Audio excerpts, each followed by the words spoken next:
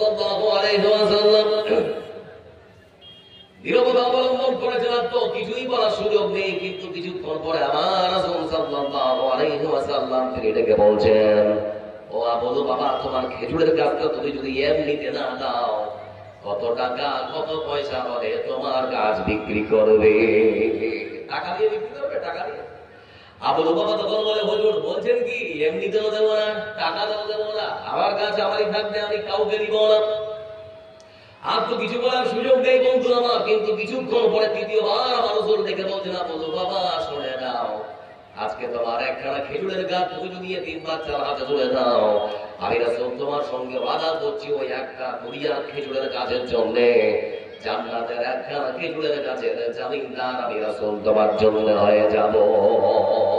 দিবে দিবে দুনিয়ার একটা খেজুরের গাছ দিবে, তাহলে জান্নাতের একটা খেজুরের গাছ আমি তোমাকে দিয়ে দেবো।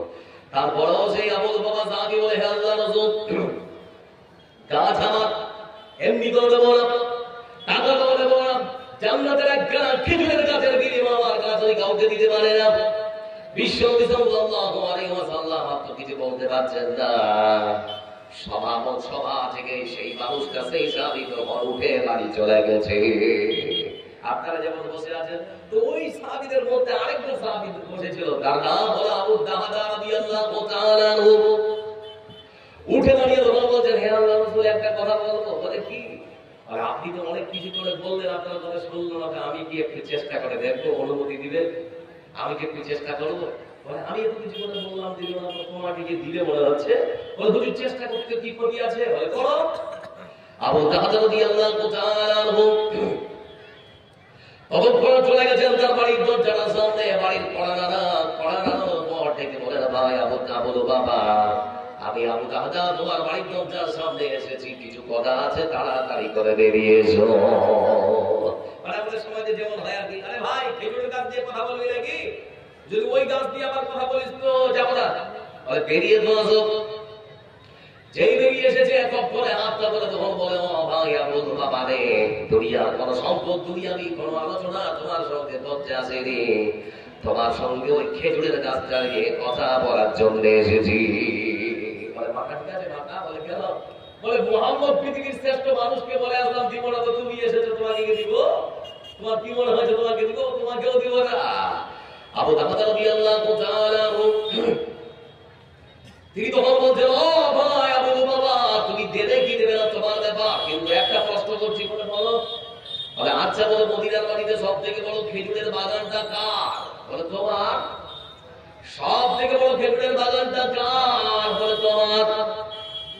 বলে, তুমি কি জানো সেই খেজুরের বাগানটার মধ্যে বিশাল বড় একটা অট্টালিকা, একটা বাড়ি আছে, সেটা কার? বলে, সেটাও তোমার। আচ্ছা তুমি কি জানো সেই বাড়িটার মধ্যে একটা মিষ্টি পানির কুয়া আছে, সেটা কার? বলে, সেটাও তোমার। আবু দাহদা রাদিয়াল্লাহু তাআলা তিনি তখন দেখে বলেন, ও ভাই আবু বাবা, শুনে নাও ভালো করে, আজকে তুমি যদি তোমার একখানা খেজুরের গাছ আমার হাতে তুলে দাও, বিশাল বড় খেজুরের বাগান, বাগানের মধ্যে বিশাল বড় রাজপ্রাসাদ আর মিষ্টি পানির কুয়া, সব কিছু তোমার হাতে তুলে দেব। ধীরে ধীরে ধীরে ধীরে একটা খেজুরের গাছ দিবে আমাকে। আমার বন্ধুরা, আবু বকর রাদিয়াল্লাহু তাআলা তিনি তখন বলেন, আরে ভাই আপনার না ওই সম্পদ আল্লাহ একটু বেশি দিয়েছে, তো গরিবটার সঙ্গে মস্করা করছেন, মানে এই ভাষায় আপনার বলে, আপনি একটু বেশি গরিব, তো সেজন্য হাজির আড্ডা করছেন নাকি?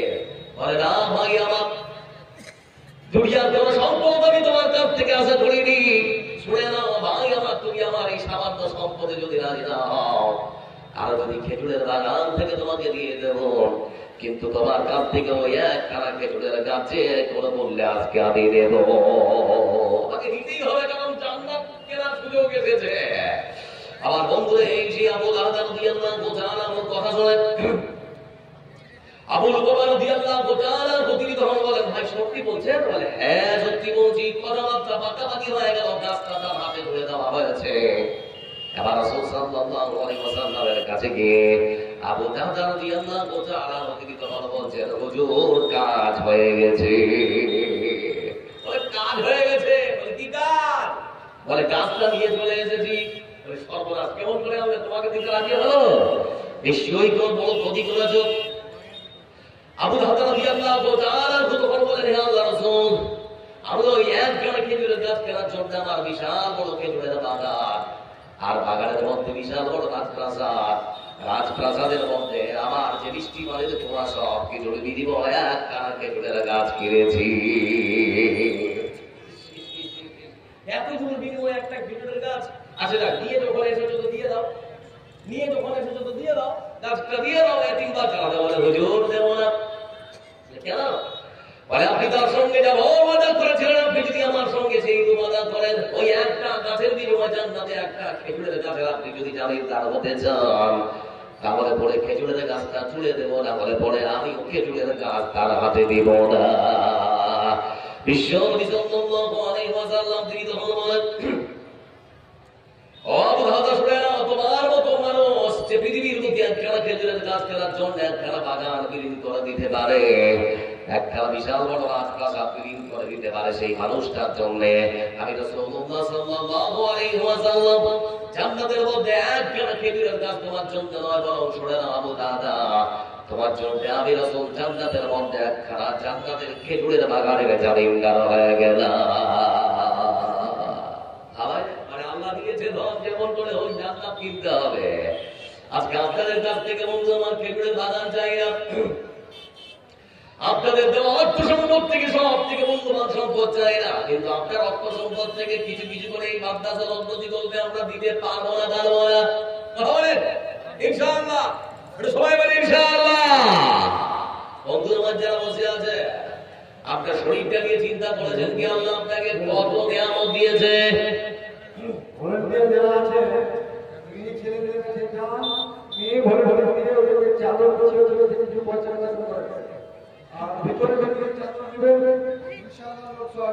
অবশ্যই অবশ্যই মেয়ে ছেলেদের কাছে চাদর নেন না ভাই, এবার বিরক্ত হচ্ছে নি, আমি আর কিছু বলবো, তারপর একটা দায়িত্ব আছে, তো সেই দায়িত্বটা ভালো করতে হবে। তো বলছিলাম আপনাদেরকে, যারা বসে আছে হাসপাতালে গেলে কি মনে হয়? সব রোগী মনে হচ্ছে যেন হাসপাতালে এসে যেন মনে হয় না, হয় না? আল্লাহ আপনাকে সুস্থ শরীর দিয়েছে, এই সুস্থ শরীর মানুষের জন্য সব থেকে বড় নিয়ামত, সব থেকে বড় নিয়ামত সুস্থ শরীর। শরীরের একটা অঙ্গ যদি আপনার কেটে যায়, নষ্ট হয়ে যায়, তাহলে কত কিছু কষ্ট হয়, হয় না? হয় না? কথা বলতে হয় না? হয় না? হয়। আপনারা জানেন আমরা বাস করি পশ্চিম বাংলায়, পশ্চিম বাংলার একটা জেলা আছে হুগলি জেলা, নাম শুনেছেন? শুনেছেন না শুনেছেন? হুগলি জেলায় পান্ডুয়া বলে একটা জায়গা আছে, পান্ডুয়া প্রত্যন্ত গ্রামাঞ্চলে একজন সত্তরোর্ধ্ব বৃদ্ধ মানুষ এই ডাইনিং টেবিলে তার পরিবারের সঙ্গে দুপুরবেলা ভাত খেতে বসেছে। বাঙালির প্রধান খাদ্য মাছ আর ভাত, মাছ ভাত খাচ্ছে পরিবারের সঙ্গে বসে। খেতে খেতে খেতে খেতে বুকের বাম পাজরে হাড়ে প্রচন্ড ব্যথা। বড় ছেলেকে যখন দেখে বলে, বেটা তাড়াতাড়ি হাসপাতাল নেওয়া হয়, মানবো না। কি হলো? বলে বুকের বাম পাজরে এত প্রচন্ড ব্যথা করছে, বেটারে সহ্য করতে পারি না, তাড়াতাড়ি করে হাসপাতালে নে, না বলে বড় হয় এখনই পৃথিবীর মুখ থেকে চলে যাব। গাড়িতে ছিল বুলেরো গাড়ি, তৈরি করে করে চুচুড়ো সদর হাসপাতাল, হুগলি জেলার চুচুড়ো সদর হাসপাতাল।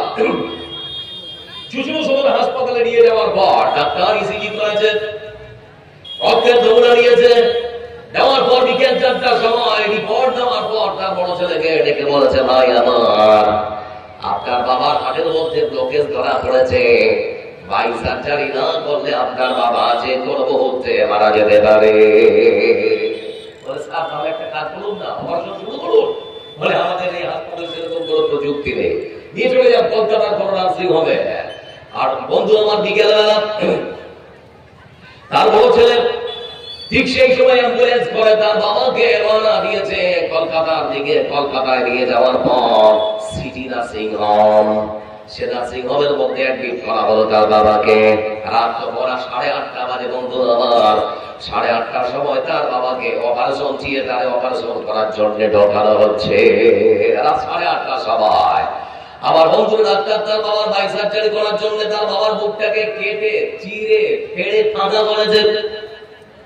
সেই মানুষটা যেন মরে না যায়, তার হার্টবিট যেন বন্ধ না হয়, শ্বাস প্রশ্বাস যেন বন্ধ না হয়ে যায়, সেজন্য নানা প্রযুক্তি ব্যবহার করেছে, নানান রকম যন্ত্রপাতি ব্যবহার করে তার বাবা শ্বাস প্রশ্বাসকে তারা চালু রেখেছে। তার বাবার বুকের বাই সার্জারি করার জন্য হার্টের বাইসার্জারি করার জন্য ডাক্তাররা সময় নিয়েছে 2.5 ঘন্টা। ধরে বলি কত ঘন্টা? 2.5 ঘন্টা সময় নিয়েছে বন্ধুরা। 2.5 ঘন্টা সময় নেওয়ার পর তার বাবার বাইসার্জারি সম্পন্ন যখন হয়েছে, আবার বুকটা সুন্দর করে সেলাই করেছে। তার বাবাকে সম্পূর্ণ সুস্থ করে তোলার জন্য 4 দিন ধরে তারা হাসপাতালে রেখেছে। চতুর্থ দিন বিকেল বেলা এরকম একটা হুইল চেয়ারে বসে তার বাবাকে বাড়িতে নিয়ে যাওয়া হবে, গাড়িতে ভাবে পড়েছে। তো তার বাবা বৃদ্ধ মানুষ তো হাতটা একটু করে কাঁপছে, তো পাশে দাঁড়িয়ে আছে ওর বড় ছেলে। তো বড় ছেলে হাতে এই হ্যান্ডবিলটার মতো করে একটা সাদা কাগজ, মানে এদিকে লেখা আছে আর এদিকে কিছু লেখা নেই। তোর বেটা একদম করে উপর থেকে নিচ পর্যন্ত দেখছে আর কি। তোর বাপ তো কোনোকে জিজ্ঞেস করছে, হ্যাঁ বেটা তোর হাতে ওটা কি? বড় ছেলে তখন থেকে বলে, বাবা এটা হলো আপনার হাসপাতালের অপারেশনের বিল। বলে দেখি আমার হাতে একটু দে তো। বাবার হাতে যখন দিয়েছে, এবার তখন কাগজটা ঘুরিয়ে উপর থেকে নিচ পর্যন্ত পড়তে শুরু করেছে। দেখতে দেখতে দেখতে দেখতে নিচের দিকে যখন চোখ ফিরিয়েছে, ডাক্তারেরা হাসপাতাল থেকে ডাক্তারেরা বিল বসেছে 8 লক্ষ টাকা। কত টাকা? কথা বলে না, কত টাকা? 8 লক্ষ টাকা। এই বিল দেখার সঙ্গে সঙ্গে সে বৃদ্ধ বাপজি আবার ঝরঝর করে কান্না করতে শুরু করেছে। আমার বন্ধুরা পাশে দাঁড়িয়ে থাকা ডাক্তার তখন দেখতে বলে, বাপজি কাঁদছেন কেন? কি ব্যাপার? বিল কি বেশি হয়েছে? যদি বলে বেশি হয়েছে একটু কমাবার চেষ্টা করবো। বলে বেটা আমার বিল বেশি হয়নি, আমি আমাকে অর্থ সম্পদের কোনো কম দেয়নি। করে বড় ছেলেকে যদি আমি অর্ডার করি 8 লক্ষ টাকা এখনই তোমাদেরকে সে দিয়ে দেবে। তাহলে পরে কাঁদছেন কেন? কান্না করার কারণ কি? ঠিক সেই সময় বৃদ্ধ বাপজি দেখে বলে, ও বেটা ডাক্তার, আমার কান্না করার কারণ যদি শুনতে চাও তাহলে পরে জেনে নাও। আবার কান্না করার আসল কারণ হলো, তোমরা ডাক্তারেরা আমার হার্টবিট কিছু মত 2.5 ঘন্টা ধরে সচল লাগার জন্য আমার অপারেশন করতে সময় নিয়েছিল 2.5 ঘন্টা। এই 2.5 ঘন্টা আমার হার্টবিট যেন স্তব্ধ না হয়ে যায়, শ্বাস প্রশ্বাসটা যেন বন্ধ না হয়ে যায়, সেজন্য সময় নিয়েছিল 2.5 ঘন্টা। আর বাঁচিয়ে রাখার জন্য নানান রকম প্রযুক্তি, নানান রকম যন্ত্রপাতির ব্যবহার করেছ। শুধুমাত্র আমার 2.5 ঘন্টা আমার ফুসফুসকে, আমার হার্টবিটকে চালু রাখার জন্য তোমরা বিল করেছ 8 লক্ষ টাকা। পরে বলে চিন্তা করছি, মহান আল্লাহ রাব্বুল আমাকে 70 বছর ধরে পৃথিবীর বুকে বাঁচিয়ে রেখেছেন। সেই মহান আল্লাহ রাব্বুল আলামিন আজও পর্যন্ত আমার কাছে 1 টাকাও বিল ধরায়নি। পরে বলে চিন্তা করছি, পৃথিবীর বুকে যদি 2.5 ঘন্টার বিল হয় 8 লক্ষ টাকা, তাহলে পরে 70 বছরের বিল না জানি কত টাকা হতে পারে। আমার বন্ধুরা, আল্লাহ রাব্বুল আলামিন তার বান্দার শরীরের মধ্যে যত নিয়ামত দিয়েছে, আমরা কি আল্লাহ শুকরিয়া আদায় করে কখনো শেষ করতে পারে নাকি? কথা বলে না পারে? আজকে যারা এখানে বসে আছেন, কতটা আল্লাহ শুকরিয়া আদায় করেছেন একটু দেখো। আজকে ফজরের নামাজ পড়েছেন কে কে? একটু হাত তুলে। এই পড়ালো আর ভাবতে কি কেউ পড়েননি? চিন্তা করেন না, আপনাদের জন্য কোনো খপ বা হাত নেই। তুমি বাচ্চাকে মন থেকে ভালোবাসি বলে বলছি, নামাজ পড়ুন, না পড়লে হাসরের ময়দানে অপমানিত হতে হবে। সবাই বলি পড়বো ইনশাআল্লাহ। আচ্ছা এটা কথা বলি, সারা পৃথিবীর মানুষ যদি নামাজ না পড়ে, আল্লাহ পজিশন থেকে আল্লাহকে কি একটু নিচে নামানো যাবে? কথা বলে না। আর সারা পৃথিবীর মানুষ যদি নামাজ পড়ে, আল্লাহর পজিশন থেকে আল্লাহকে উপরে উঠাতে পারো নাকি? নামাজ পড়বেন তো নিজের লাভ, না পড়বেন তো নিজের প্রতি খুবই সাবধান। কেমন করে ঘুমাও তুমি ফজর করে কাজা, এমন তো হতে পারে জহরে জানাজা। পারে না, পারে না, কথা বলে না, পারে না, পারে না। আপনাকে আজকে নামাজ পড়তে বলছি, পড়ছেন না তো কালকে আপনার উপরে আমরা নামাজ পড়বো। মানে কিসের নামাজ? কিসের নামাজ? জানাজার নামাজ। সতর্ক হন।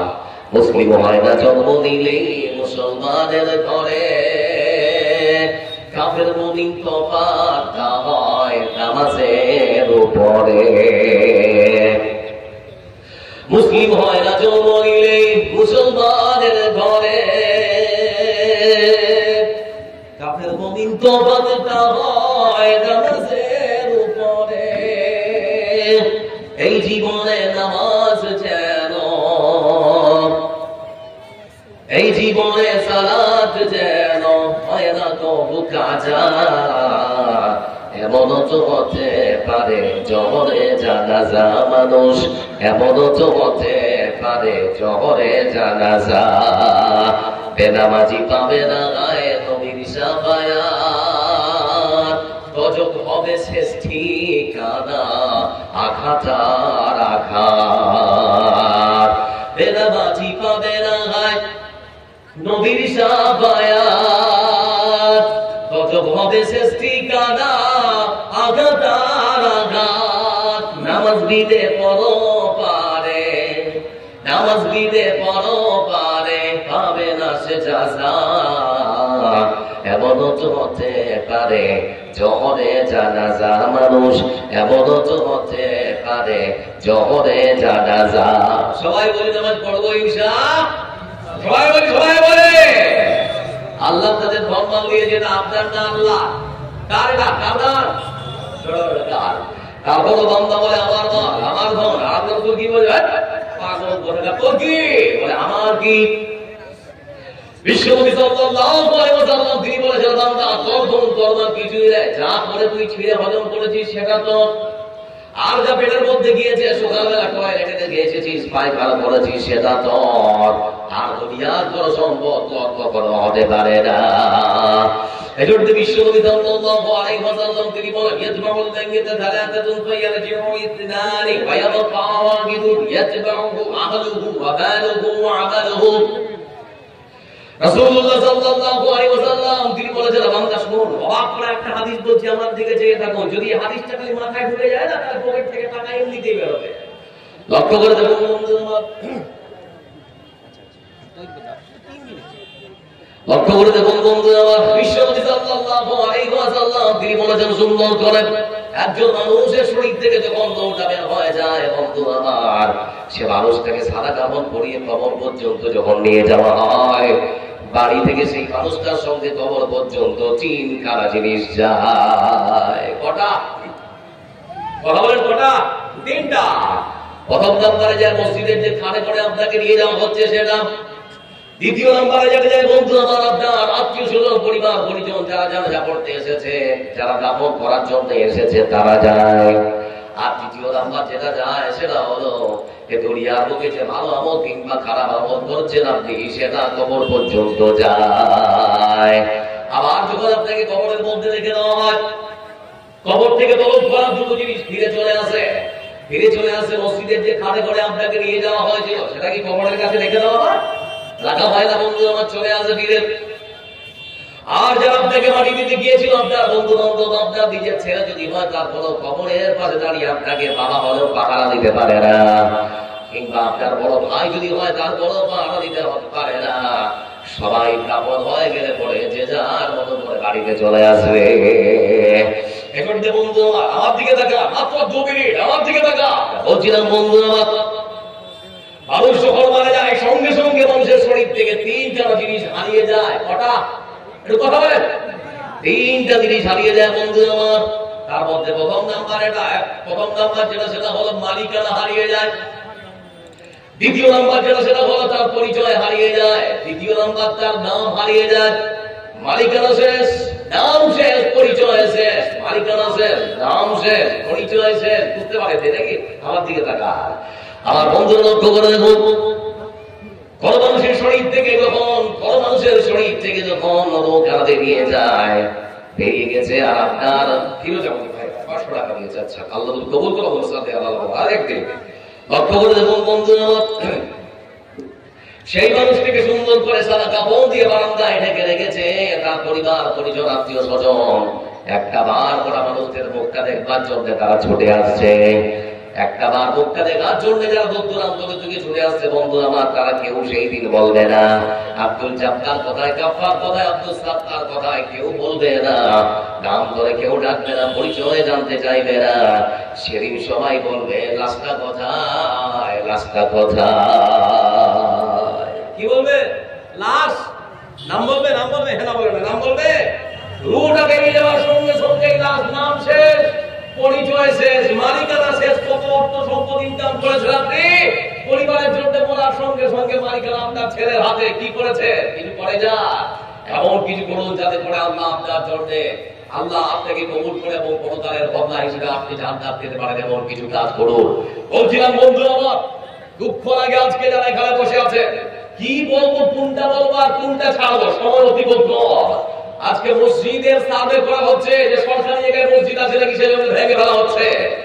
আমাদের ভারত সরকারের কি সৎ সাহস আছে মন্দির সার্ভে করতে পারে? মন্দির সার্ভে করতে পারে সৎ সাহস আছে? আমার তো মনে হয় এমন কোন জায়গা নেই যে মন্দিরগুলো যেগুলো আছে সব সরকারি জায়গা। আপনারা কি বলেন? কথা বলেন না কি বলেন আপনারা? আমার বন্ধুরা কথা অনেক ছিল, কিন্তু কোনটা বলবো কোনটা সামনে যদি সময় থাকে তো বলবো। আজকে মাদ্রাসা, দ্বিতীয়ত আল্লাহর ঘর মসজিদ যদি টিকিয়ে না রাখতে পারে তাহলে ইসলামের ভিত মরে যাবে। আপনার বাড়িতে হালাল হারাম চেনার মতো আপনার আর ক্ষমতা থাকবে না। আপনার মেয়ে আপনার ছেলের বিয়েটা হারাম ভাবে পড়ানো আর হবে না। আপনি নিজেই আর মুমিন কিংবা মুসলিম হয়ে বেঁচে থাকতে পারবেন না। এজন্য মাদ্রাসার প্রয়োজন আছে না নেই? অবশ্যই বলুন, আছে না নেই? আছে। অন্তত আল্লাহকে সাক্ষী রেখে বলি, এই সমস্ত মাদ্রাসার দিন নিরীহ খেটে খাওয়া দিন মজুরের ছেলে যারা এখানে পড়তে আসে, আজকে এই দিন বাচ্চার মুখে আপনারা যদি একটু হাসি ফোটাতে পারেন তাহলে আমার বিশ্বাস আল্লাহ আপনাদের বাচ্চার মুখে হাসি ফোটাবে। এটা আল্লাহ ফোটাবে। এজন্য যারা বসে আছেন বন্ধু আমার, আপনার অর্থ সম্পদ থেকে বেশি কিছু আশা করছি না, খেজুরের বাগান চাই না আপনার কাছ থেকে, আপনার অট্টালিকাটা চাইনি, আপনার অর্থ সম্পদের সব থেকে মূল্যবান সম্পদ আশা করছি না। আপনার কাছ থেকে 1টা করে 1000 টাকা আশা করছি, 5টা করে 1000 টাকা আশা করছি, 10টা করে 1000 টাকা আশা করছি। আল্লাহর কোরআন 30 পারা, 1টা করে পারা সম্মান আছে। বন্ধু আমার, এমন কোন মানুষ নেই 1টা পারা সম্মান রক্ষায় একজন দাঁড়াবেন যে 1000 টাকা আমি দেবো এই মাদ্রাসার জন্য, এই মাদ্রাসার ছোট ছোট বাচ্চাদের জন্য। আল্লাহর কোন বান্দা এখানে আছেন, মার কোন সুসন্তান, আল্লাহর কোন এক বান্দা যারা নিজের অর্থ সম্পদ আল্লাহর রাস্তায় খরচ করে আল্লাহর জান্নাতটা কিনতে চান, এমন একজন আল্লাহর বান্দা কেউ নেই 1000 টাকা দিয়ে আল্লাহর 1টা পারার সম্মান রক্ষা করতে পারে? কেউ আছেন? একজন কেউ? বিসমিল্লাহ করে ভাই আমার, যদি মনে করেন আজকে এই কালকে দেবেন, অসুবিধা নাই, নাম দেখা তাহলে যে নাম নেই কে ব্যবসায়ী করতে হবে ভাই হয়ে যাবে। জলসার মাহফিল থেকে আপনি ব্যবসা করে দেবেন ভাই আমার। ওষুধ 1টা করে 1000 টাকা বলেছি, চাইনি 1টা করে 1000 টাকা। বন্ধু আমার 500 টাকা লিখে দেন ভাই আমার। আজকে প্রতিযোগিতা বলুন, কি নাম ভাইয়ের? এমডি রেজাউদ্দিন ভাই আমার 1000 টাকা। ওয়াসারিউ ইলা মাগফিরাতিন মির রাব্বিকুম ওয়া জান্নাতিন আরদুহা আস-সামাওয়াতু ওয়াল আরদ উইদ্দাত লিল মুত্তাকিন। আচ্ছা 500 টাকা আমার ভাই, তো 500 টাকা বাকি 2টা কলম হয়েছে। আল্লাহু বিতরুল হিব্বুল বিতরা। কেউ আছে 1টা কলম আর দিতে পারেন? আল্লাহ বেজোড় পছন্দ করেন। আল্লাহর রাস্তে 1000 টাকা দেওয়ার মতো মানুষ আপনার অর্থ সম্পদ থেকে বেশি চাইনি। আরেকজন তরুণ ছেলে আমার ভাই 1000 টাকা দিয়েছেন। 4 নম্বরে আরেকজন কি আছে? আসুন আমার বন্ধু, তাড়াতাড়ি আসুন। আজকে প্রতিযোগিতা করার রাত, জান্নাত কেনার রাত। এ রাত আর আমাদের জীবনে আসবে কি আসবে না বলতে পারবো না। কি আছে বন্ধু আমার, এমন 1টা করে 1000 টাকা চেয়েছি, বেশি চেয়ে ফেলেছি। আপনার অর্থ সম্পদ থেকে 1000 চেয়েছি, বেশি চাইনি আমার মনে হচ্ছে। আল্লাহ আপনার মাথার একটা নাট যদি ভিড় করে দেন, সারাদিন পাগলের মতো রাস্তায় ঘুরবেন, কেউ কথা বললে আর করবে না, কেউ নেই। 1টা করে 1000 টাকা অন্তত 30টা কলম তো আসবে। 4 নম্বর কেউ একজন আসমানি কিতাব 4টা, সেদিকে লক্ষ্য করে কেউ একজন নেই। 4 নম্বর কলমটা নিতে পারেন একজন কেউ। ধান লেখান, গম লেখান, ভুট্টা লেখান, যে যা লেখাবেন একটু করে এসে লিখে দেন। আমি হিল পৃথিবী এমনই রবে, শুধু আমাকে ছেড়ে চলে যেতে হবে। আমি হিল পৃথিবী এমনই রবে। কি নাম ভাইয়া? জালালউদ্দিন ভাই। শরীরটার সাথে টাকাটা মানা খেয়েছে। জালাল ভাই, জালাল ভাই একটু বেশি বলে মাদ্রাসার জন্য বলছি, জোর জুলুম কিচ্ছু নেই ভাই। দিয়েছে? আচ্ছা আমার ভাই দিয়েছে। আল্লাহু সামাদ। নারে তাকবীর, লিল্লাহি তাকবীর। কি নাম? হ্যাঁ, সাহেবের কোন নামটা? আর কি জন্য সাহেব ভাই? সাহেব ভাই আর 100 টাকা হবে না? 100 টাকা হবে? টাকা পাচ্ছি ওরে। আচ্ছা কে দিল বাবু? এটা আমার কে দিল? আল্লাহু সামাদ। যারা দেয় তারাই দেয় গো। ছোট ছেলেটা দিয়ে গেল। আচ্ছা আচ্ছা, ওটা হবে। একজন 10,000 দিয়েছে, ফের একজন ভাই দিলেন 1000, আরেক ভাই 1100 টাকা।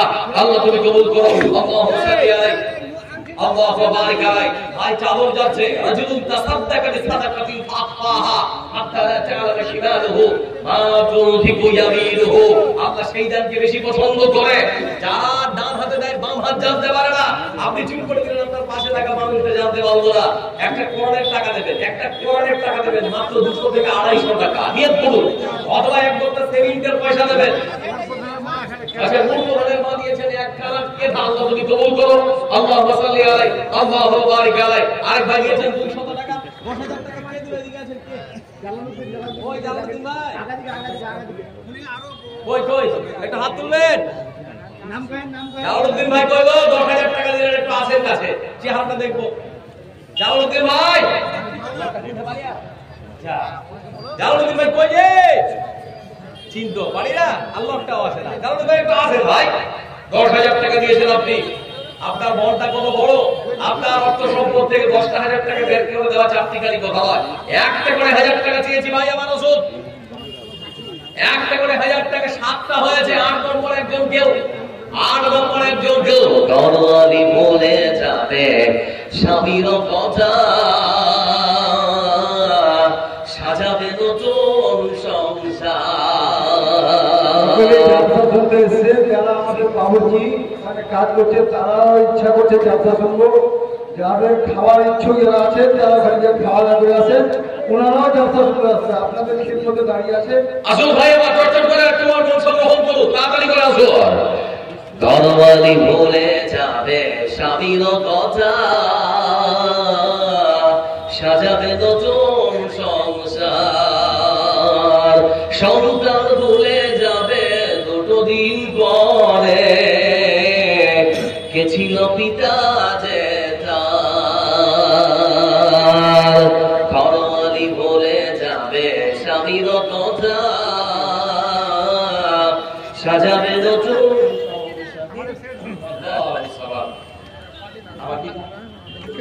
এটা 5,000 না, এটা 5,000 একটা 10,000 কম আছে। পরে দিবেন 5,000 টাকা আনলে পরে লিখে দিয়ে এটা আর আল্লাহু সালাম এটা কাজ 5,000 টাকা আনলে আলহামদুলিল্লাহ। কয় রাজুলানে তাহাব্বানে বিল্লাহ, ওই মানুষটা যে 10,000 টাকা করে আলহামদুলিল্লাহ। নারে তাকবীর। আমার পিতা 5,000 দেবো, 5,000 টাকা বাকি। আল্লাহ তুমি কবুল করো। আল্লাহু সাল্লি আলা মুহাম্মদ বারিক আলাইহি। দিনটা প্রোগ্রাম পরিশ্রম করে যাচ্ছে ওই মানুষটা, দরকার ছিল সেই মানুষটার এখন আরাম করার, কিন্তু আরাম হয় না। এই মাদ্রাসার জন্য বড় বড় তার সঙ্গে কথা হয়। মজিবুর রহমান ভাই, ভাই কিছুক্ষণ আগে যে আপনি দিয়ে গেলেন, আপনাদের নাকি নানা এমএলএ সাহেব দিয়ে গেলেন নাকি? কত 6,000 দিয়ে গেলেন। আর এটা আপনারা জালালউদ্দিন ভাই এদিকে আসেন, এদিকে আসেন। জালালউদ্দিন ভাই এদিকে আসেন ভাই।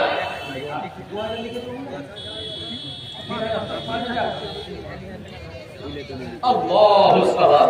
আচ্ছা ভাইয়ের নাম কি একটু দাও। বলি ভাই একটা কথা বলি, আমি আপনার এবারে 6,000 টাকা দিয়েছেন, 5,000 টাকা দিয়েছেন, আলহামদুলিল্লাহ। আলহামদুলিল্লাহ। নারে তাকবীর। মজিবুর ভাই আমার 1,000 দেবো, 5,000 টাকা বাকি। ভাইজান ও ভাই, ওই শোনা ভাই 500 এদিকে 1,000 টাকা দিয়েছি শোনা, 8,500 টাকা দিতে দেন। এখানে এটা গায়ে পায় নাকি? দূরে। আচ্ছা আচ্ছা যাক ভাই, আমার 500 টাকা দিয়েছেন এমনই গায়ে। আল্লাহ, আপনি দেখলেন আপনি? আচ্ছা কি নাম? আচ্ছা কত দিয়েছেন? 5,500। এটা কেমন হলো হিসাবটা? বেমানান হয়ে গেল না? আর 4,500 টাকা দিয়ে 10,000 তিনটা গল্প, এটা কই হবে না? 5,500। হ্যাঁ ভাই, বড় ভাই আমার। তো এক কাজ করে 3 ধান দেন। আল্লাহ না না, 50 কিলো এক কুইন্টাল, এক কুইন্টাল। আচ্ছা যা 50 কিলো করে দেন, 50 করে দেন, 50। জালালউদ্দিন ভাই, জালালউদ্দিন ভাই কি করেন? ভাই কাজ করেন, আল্লাহ আপনার শরীর সুস্থ ভালো রাখুন। জালালউদ্দিন ভাই আচ্ছা, আপনি তো এটা আপনার নিজে থেকে দিলেন নাকি? তো বিয়ে হয়নি আপনার? বউয়ের জন্য কিছু না দিলে ঝগড়া হয় না? কিছু অন্তত নিজের স্ত্রীটার ভালোবাসার খাতিরে দিয়ে যান।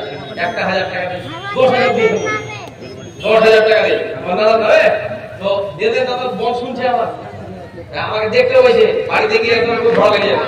ঠিক আছে রওনা দেবো ইনশাআল্লাহ।